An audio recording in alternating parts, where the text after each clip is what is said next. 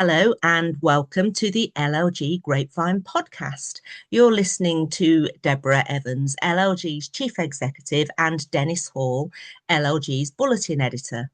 Hi, everyone. Now, Dennis, what have you got for us first today? Well, Deborah, the big news of the week was that government announcement cancelling the postponement of elections in May this year.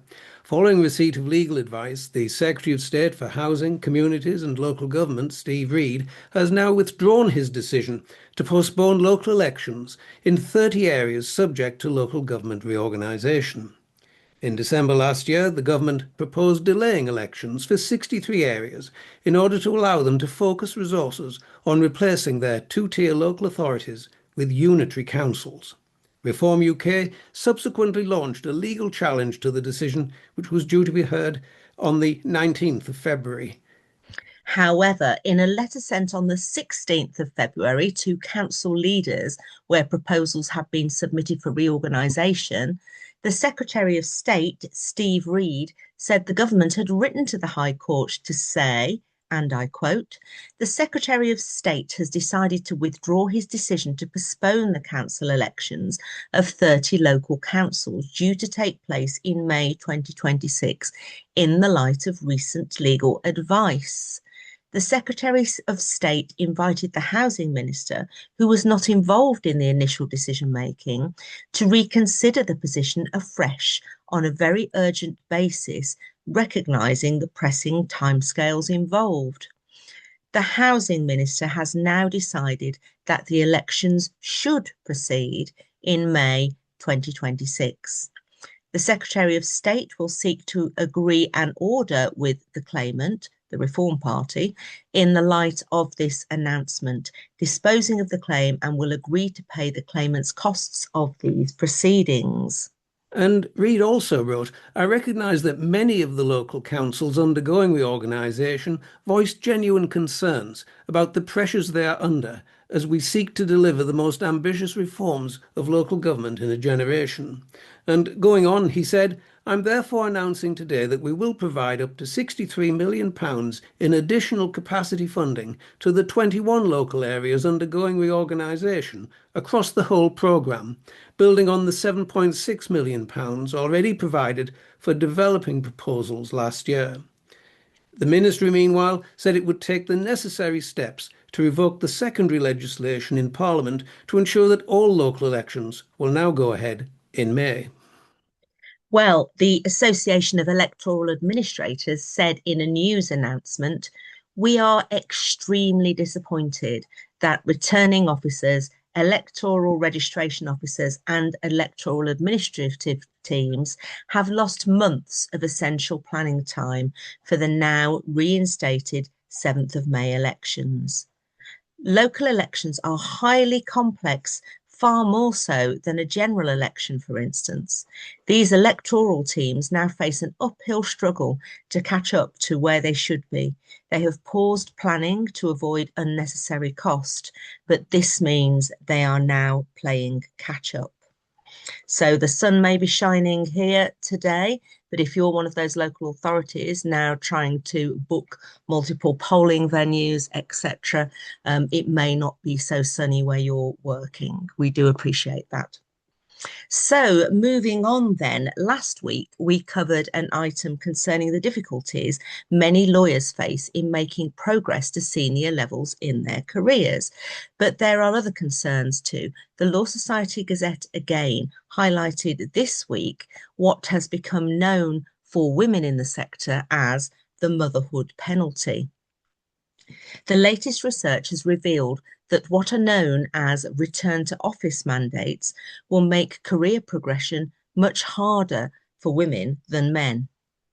A law firm partner made the observation at an event to discuss the findings of a report by coaching platform Blue Sky, founded by employment solicitors Hannah Bradshaw and Sarah Lyons, on empowering women in law to take charge of their careers.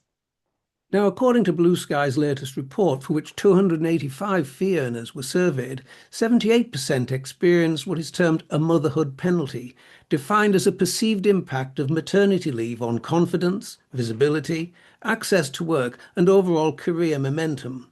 And the report says, for many women, the motherhood penalty develops gradually in the months after return when expectations may be high, but visibility, confidence, and access to career-enhancing work have not yet fully re-established. And quoting the report, it says, our data shows that this period can also lead to fewer informal career conversations and slower reintegration into client matter teams. A law firm partner told the event, conducted under Chatham House rules, that some firms are mandating staff to work in the office 4 days a week. She said, I think that's going to make it much harder for women. It will set us back because flexible working has been transformative. Another attendee said office mandates were such a detriment. The partner's firm continues to offer flexible working and does not mandate staff to come into the office for a set number of days. Most people come into the office 2 days a week, and the number of women partners has risen considerably over the past decade. Bradshaw and Lyons were asked if things have become more difficult since diversity became a taboo word. A growing number of US corporates, for example, have rolled back on diversity, equality and inclusion, or DEI initiatives, since US President Donald Trump signed executive orders to end what the White House called illegal DEI within the federal government. Bradshaw said she and Lyons have had conversations that have taken much longer than was the case pre-Trump. Their report urges firms to support new mothers beyond immediate reintegration and to focus structured support around 3 months post-return. Partners should be encouraged to agree a clear plan that sets expectations around workload, visibility, and access to career-enhancing work. Now, LLG is committed to supporting women in local government, and we are committed to change. We plan to launch a survey in light of the many issues that women face in their careers.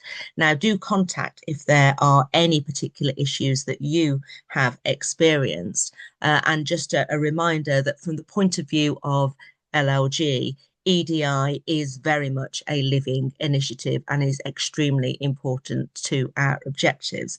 And I think I spoke last time about some of the work that the EDI committee is doing. So if you are interested in joining our committee, please do get in touch. Dennis. Indeed. We turn next to the new Representation of the People Bill. Courts will have the power to impose tougher sentences for offences involving electoral intimidation under the new Representation of the People Bill introduced by the government on the 12th of February. The legislation, if passed, would also remove the requirement for candidates acting as their own election agents to publish their home address. The Ministry of Housing, Communities and Local Government said that 16 and 17-year-olds would be given voting rights in all UK elections under the bill. There are also measures to ensure that foreign actors will no longer be able to use their money to interfere in UK's elections. The ministry said this would be through strengthened rules on company donations, new Know Your Donor guidance, and tighter requirements for unincorporated associations. Companies making political donations will be required to show that they have a genuine connection to the UK. And quoting the ministry on this, they say, this includes demonstrating that they are headquartered in the UK, majority owned or controlled by UK electors or citizens, and have generated sufficient revenue to cover the donation, thereby closing down foreign actors' ability to use shell companies to influence UK politics. Meanwhile, the Electoral Commission will also be able to enforce heavier fines of up to £500,000 on those who breach political finance rules. Now, a small number of local authorities will meanwhile be allowed to test new flexible ways of making voting simpler, including opening up polling booths in train stations or supermarkets. And this will come in at the May 2026 local elections. Steve Reed, Secretary of State for Housing, Communities and Local Government, said the Representation of the People Bill will protect our democracy against foreign interference and give young people the right to vote. And he added, growing threats from abroad mean we must make changes to keep our elections secure. He said, we won't let hostile foreign states use dirty money to buy our elections. We are keeping British democracy safe for British people. On the measures to tackle electoral intimidation, the ministry noted that the harassment faced by elected representatives has risen to shocking levels in recent years, with women and minority ethnic representatives facing a disproportionate amount of that abuse. The ministry said the reforms in the bill will be delivered during the lifetime of this parliament, and the government is aiming for these to be in place for the next UK parliamentary general election. And in a news briefing from the Association of Electoral Administrators, the association said, time is of the essence for the new bill to become law ahead of the next UK parliamentary general election. And going on, they said, with primary and secondary legislation needed to bring in votes at 16 and more by the next general election, the UK's electoral community and suppliers need as much time as possible to successfully implement a range of welcome changes. Laura Locke, Deputy Chief Executive of the association, said, with the next UK general election due to be held by August 2029, the clock is ticking. While the electoral sector is used to dealing with change, it takes time, experience, and a great deal of joint effort to make it work in practice. The quicker this legislation is passed, the better. Now, moving on to a different topic indeed, the Department for Education has launched a consultation on new gender guidance for schools, which will instruct them to take a very careful approach when a child asks to socially transition. According to the department, legal duties will be absolutely clear after government embeds guidance within Keeping Children Safe in Education, or KICSI as it's known, the established statutory safeguarding framework that schools are expected to follow. The main proposed changes are in Annex D of the draft statutory guidance document, and the detail is, of course, in Bulletin 7. It says that children's well-being and safeguarding must be at the centre of every decision in schools, and, quote, schools cannot take a one-size-fits-all approach. The guidance also sets out that single-sex spaces must be protected. The DfE noted that, without exception, no child should be made to feel unsafe through inappropriate mixed-sex sport, and there should be no sharing of school and college toilet facilities over 8 years old or mixed-sex sleeping arrangements on trips. The government described it as vital that schools and teachers are aware of any child's birth sex to be able to take appropriate action where needed. The guidance will make clear that this must be accurately recorded in school and college records.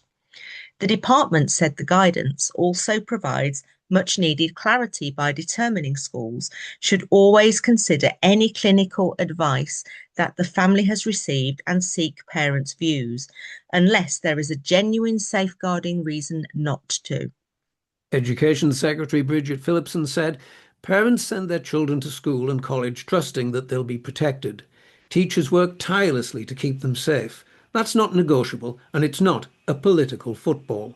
Going on, she said, that's why we're following the evidence, including Dr. Hilary Cass's expert review, to give teachers the clarity they need to ensure the safeguarding and well-being of gender-questioning children and young people. Going on, she said, this is about pragmatic support for teachers, reassurance for parents, and above all, the safety and well-being of children and young people. Dr. Hilary Cass, author of the Cass Review, has backed the guidance. She said, the safety and well-being of the child must be at the heart of any decision when a young person is questioning their gender. Schools, parents, and government share this fundamental responsibility. And she added, integrating this guidance within keeping children safe in education ensures this. It places this work alongside other duties to protect children on a clear statutory footing and with proper accountability for all involved. And going on, she concluded, the updated guidance is practical and reflects the recommendations of my review, giving schools much needed clarity on their legal duties so that they can support children with confidence. And the consultation is open until the 22nd of April. Now, for our next item, we travel to London, where we learn that Sadiq Khan vows to end the licensing postcode lottery with a new London-wide strategic licensing policy. The Mayor of London, Sadiq Khan, has launched a consultation on a proposed London-wide strategic licensing policy intended to enable a more unified and consistent system. The consultation also covers a new London licensing playbook that will explain best practice and provide templates and approaches to ensure consistency across the capital. Publication of the proposed strategic licensing policy and the London licensing playbook follows the government's announcement that it would give licensing powers to the mayor in a bid to boost the nighttime economy. These include the ability to call in certain types of licensing applications deemed to be of strategic importance. The strategic licensing policy will require licensing decisions across the 33 London local authorities to promote the licensing objectives by being based on evidence and avoid unnecessary costs and burdens for businesses and to support economic growth, socialising and culture. The policy calls for support from a wide range of cultural, hospitality and nighttime activities, recognition of the benefits of offering a range of well-managed activities after dark, and for the need to be transparent and work closely with businesses to address issues. The Mayor's call-in powers are intended to allow intervention on applications that have a significant economic impact, such as large venues, festivals, or applications in a location of strategic importance, such as high streets, or that have an impact on the capital's reputation. Now, the consultation on the strategic licensing policy, the London licensing playbook, and the Mayor's use of call-in powers closes on the 27th of March. Now, the Mayor of London, Sadiq Khan, said, we want to continue improving London's nightlife by encouraging later opening hours, supporting our nightlife industries and revitalising our high streets. He said, too often we've heard from pubs, clubs, music venues, restaurants and others that have struggled to get the licences they need to succeed. That's why I'm working to create a system that will end the licensing postcode lottery and works for businesses, boroughs and Londoners alike. And he went on, by making it easier to extend opening hours and expand what's on offer at night for Londoners and visitors, we can continue to grow our capital's nightlife offer and build a better London for everyone. Now, the government has separately issued updated guidance under Section 182 of the Licensing Act 2003, urging all licensing authorities to take into account local plans and strategies, such as the Mayor's London Plan and his vision for good growth. And this follows earlier amendments in November 2025, calling on licensing authorities to consider the impact on the economy and encourage growth when making licensing decisions. Now, this sounds to me like good governance. It's about ensuring that those individual decisions match into the larger strategy. Indeed. So, And for more consistency. Absolutely, consistency is really important, particularly as businesses often operate across several different areas. It's reasonable to expect the same decision in the same circumstances in different areas. Now, where we can, we always like to round off the podcast with a good news story. And for this one, we're heading up to the northwest of England. Now, the overall picture of freedom of information compliance, FOIs, of mid-sized local authorities in the northwest of England is strong. The Information Commissioner's Office has found, with internal review rates reasonably low and few complaints having to be escalated to the ICO.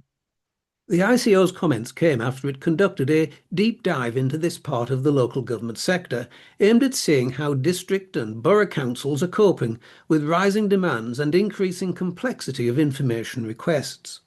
The ICO's research found that frontline staff dealing with FOIs are working hard, and despite ongoing pressures, they are often doing well. But on average, compliance levels are lower than they should be. Now, the regulator revealed that only 0.6% of requests resulted in a complaint to the ICO, and some authorities were achieving performance as high as 100% for some quarters. However, on average, across those surveyed, almost 1 in 5 responses, 17%, are missing the statutory deadline. The ICO noted that more than half of the authorities surveyed already publish or plan to publish information about their performance. The ICO research, meanwhile, found that the most common reasons for withholding information were due to the information being personal data of other people, or it was already reasonably accessible to the public, or it related to law enforcement, or it was commercially sensitive, or it was provided to the organisation in confidence. Explaining the focus on mid-size authorities, the ICO said, district and borough councils are often the first place residents turn to when making an information request about their local area. Analysing their performance is important in understanding what the public want to know and how these authorities can serve them better. It added, overall, while there are some positive examples of good performance, there remains more to do across the sector nationally. So it remains important that local authorities continue to review their processes to ensure that they are following best practice. The research also highlighted several common themes that the ICO said all organisations should adopt to strengthen their capabilities and stay ahead of emerging challenges. So let's look at these. First, communication is key. Be open to reduce complaints. Be prepared. Build resilience and plan for disruption. Next, write it down. Keep consistent records of decisions. Next, it's not optional. Make FOI training mandatory. And finally, from me, knowledge is power. Build strong teams. Well, I have to say, Dennis, I think those messages apply to many, many areas of local government. Yes. It does also include some other ideas to adopt: speaking up, maintaining strong senior leadership support, be transparent, proactive publication is the way forward, to exempt or not to exempt, use exemption powers confidently but carefully. What's ours is yours. Make better use of existing ICO resources. Finally, celebrate the positives, e.g., if complaint rates are low, make the most of that. And on that note, that's it for another edition of the podcast. You can read more on that and all of the items discussed today and many, many more besides by going to bulletin number 7, available on the LLG website now. So it's goodbye from me. And from me too. Bye bye now. Thank you for listening and do have a good week.